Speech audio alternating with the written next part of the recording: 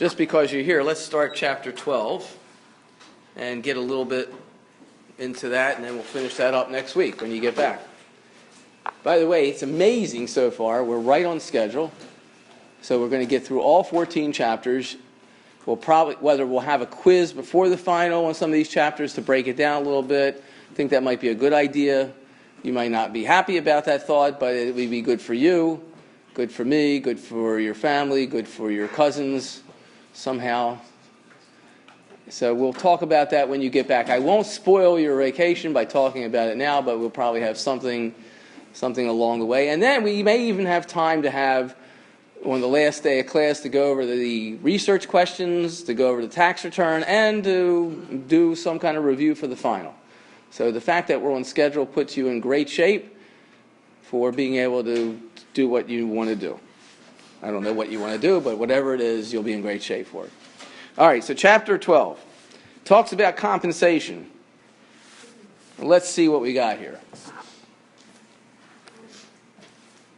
We definitely have the right...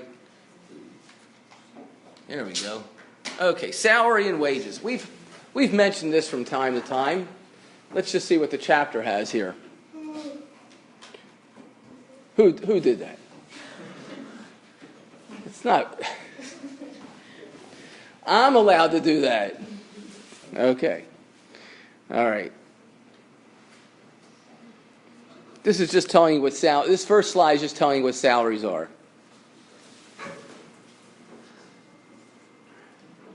And the key is it's ordinary income. Ordinary income. That's the key. Along with one other thing they're going to probably tell you about in the chapter. What else is it? What else is the tax implications of salary? Subject to?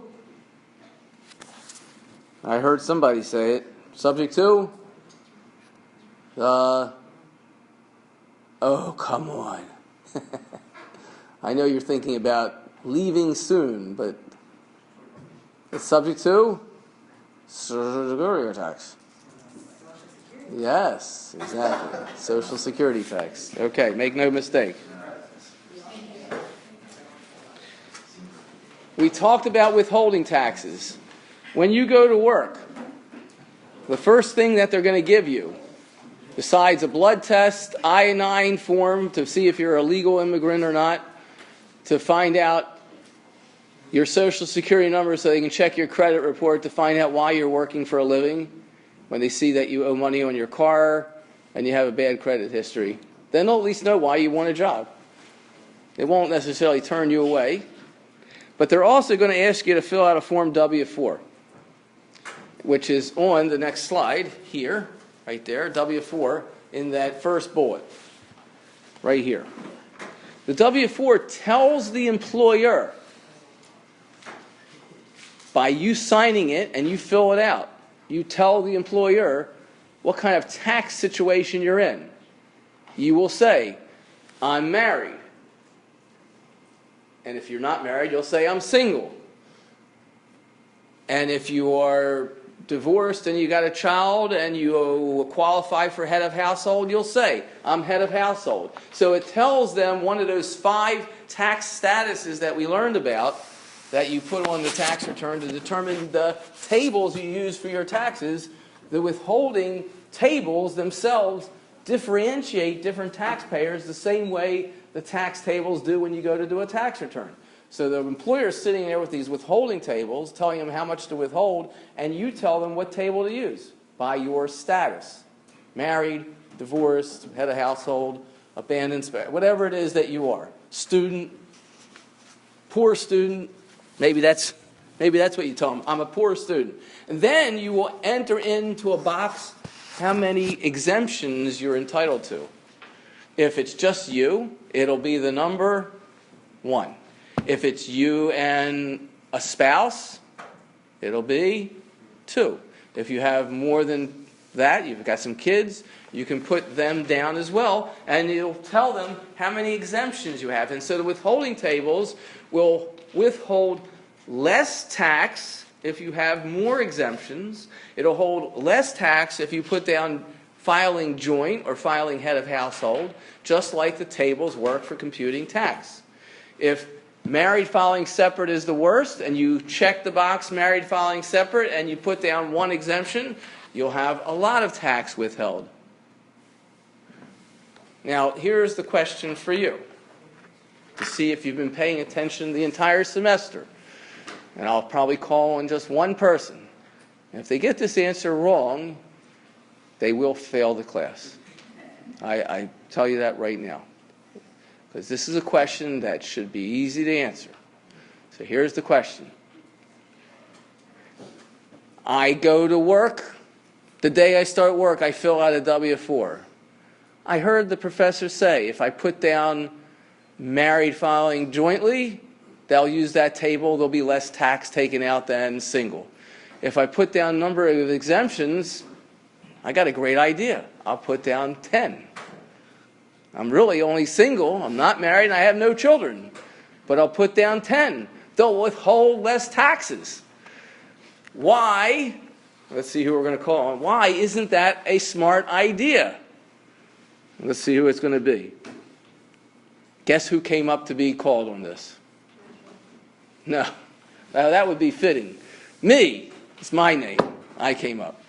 You tell me now, class. Why is that not a good idea? First of all, does anybody think it's a good idea? Nobody would raise their hand after the warning I gave you. Why is it not a good idea?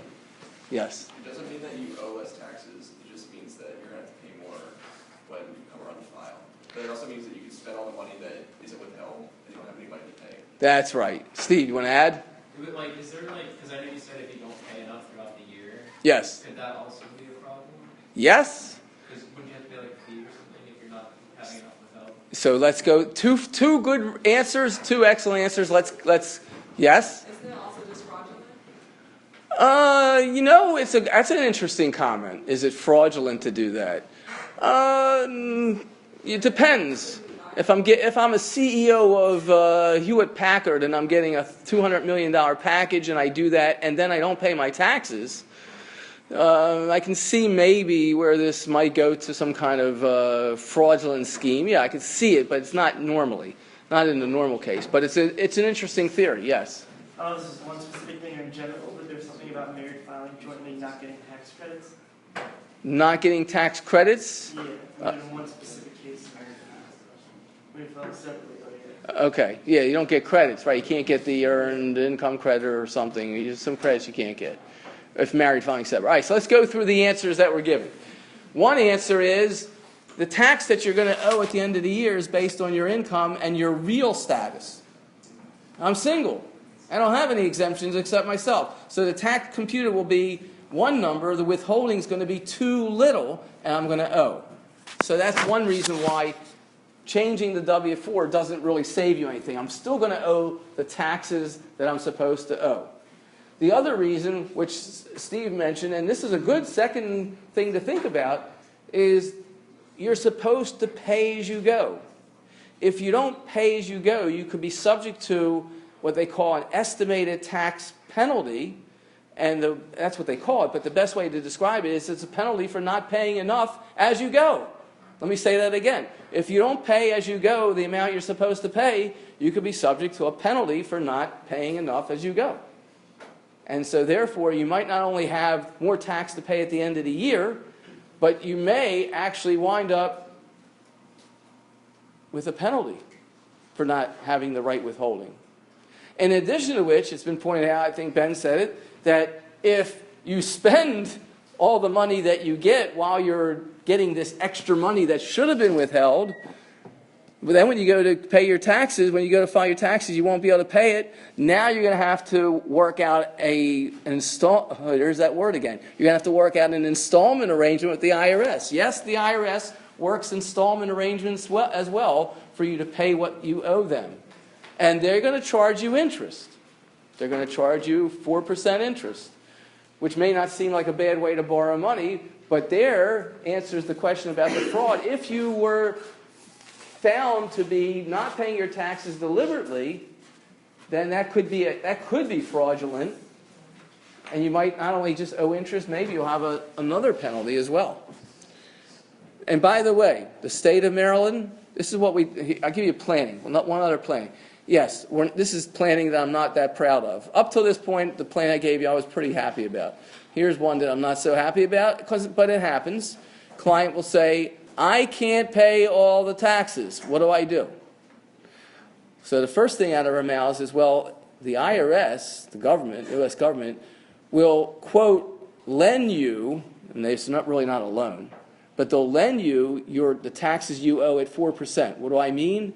If you owe taxes, they'll charge you 4%, and they'll let you pay it off over time. You can work out an installment arrangement with the IRS and pay it out over time. So that's okay. So we'll borrow, quote unquote. It's not a legal borrowing, but we'll borrow by don't pay it. You don't have it, or you need it for something else. All right, don't pay it. We'll work something out. You'll have to pay it back over time at 4%. But here in Maryland, we then say the following, but pay the Maryland. Pay the Maryland, because they're smarter, they charge 13%. That's a lot. Pay the Maryland. It's a lower number anyway, and they can lien your property. The IRS can lien your property, but the Maryland, it's here. It's easy for them to put a lien on your property. The IRS can lien your property also, but it's not so easy for them to get to you because they're the federal government. They're not here in Maryland. They're everywhere, but they're not here in Maryland.